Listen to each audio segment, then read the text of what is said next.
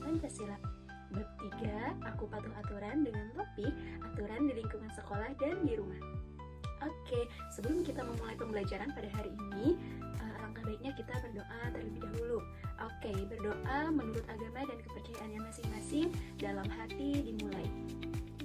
Baik, berdoa selesai. Hari ini kita akan belajar mengenai aturan. Nah, sebelum kita mulai masuk ke dalam materi pembahasannya, Ibu mau tanya nih, apakah kalian tahu apa itu aturan?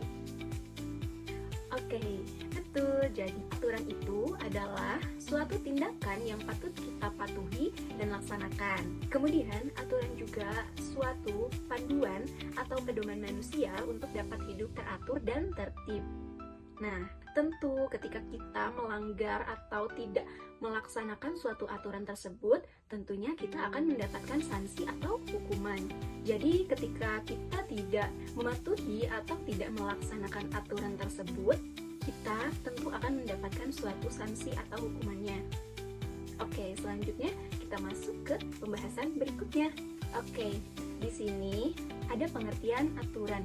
Seperti yang kita ketahui tadi di awal bahwa aturan itu adalah suatu pedoman atau panduan agar manusia itu dapat hidup dengan teratur dan tertib.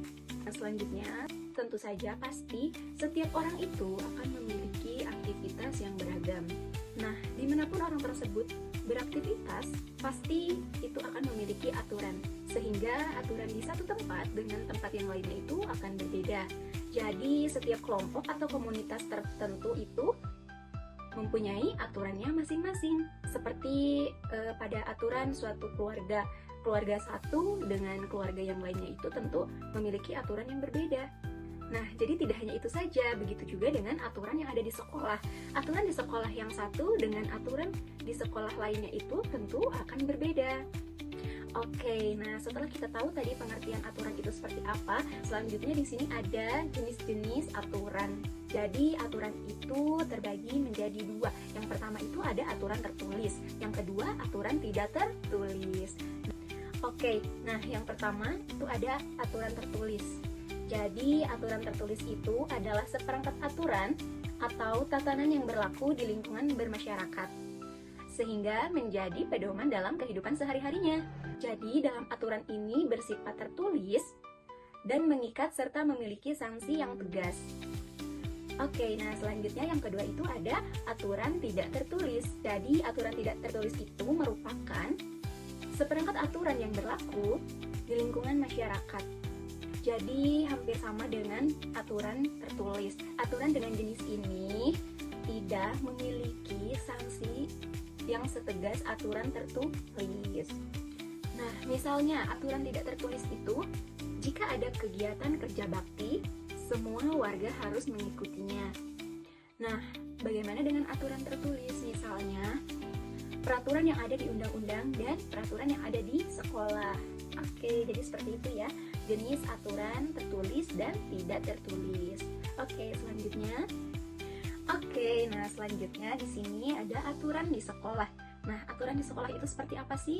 Oke, jadi aturan di sekolah itu adalah aturan yang patut dipatuhi dan dilaksanakan oleh seluruh warga sekolah, termasuk ibu bapak guru, penjaga sekolah, siswa, operator, dan lain sebagainya. Nah, di sini ada 4 contoh aturan di sekolah yang harus kita patuhi dan laksanakan.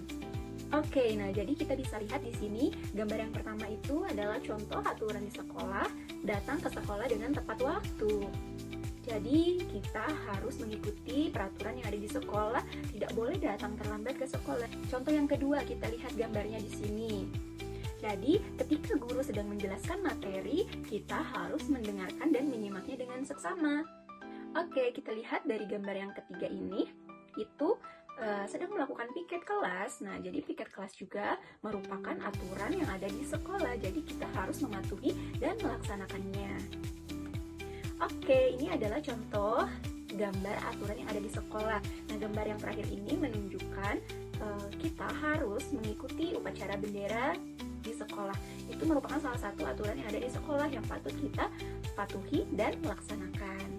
Oke, selanjutnya itulah beberapa contoh peraturan yang ada di sekolah. Oke, nah ini dia aturan yang ada di rumah. Oke, kita lihat bersama. Oke, nah jadi peraturan yang ada di rumah itu adalah peraturan yang wajib dipatuhi dan dilaksanakan oleh seluruh anggota keluarga. Misalnya ayah, ibu, adik, dan kita sendiri.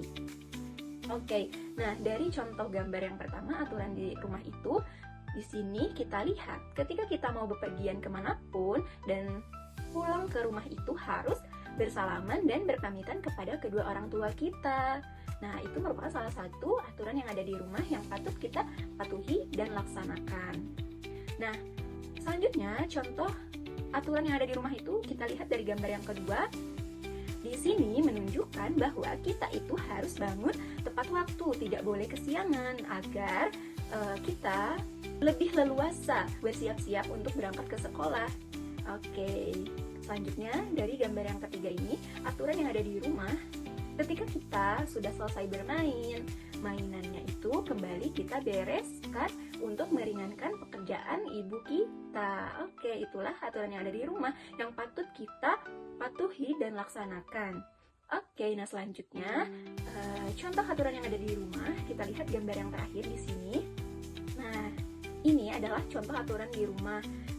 Kita harus belajar di rumah dengan didampingi oleh orang tua kita. Apabila ada PR di sekolah, kita harus mengerjakannya di rumah dengan baik dan benar. Oke, jadi itulah aturan yang ada di sekolah dan di rumah. Nah, selanjutnya, oke, alhamdulillah anak-anak, pembelajaran pada hari ini telah selesai. Baik, Ibu cukupkan dan Ibu tutup. Sekian dan terima kasih. Wassalamualaikum warahmatullahi wabarakatuh. Sampai jumpa.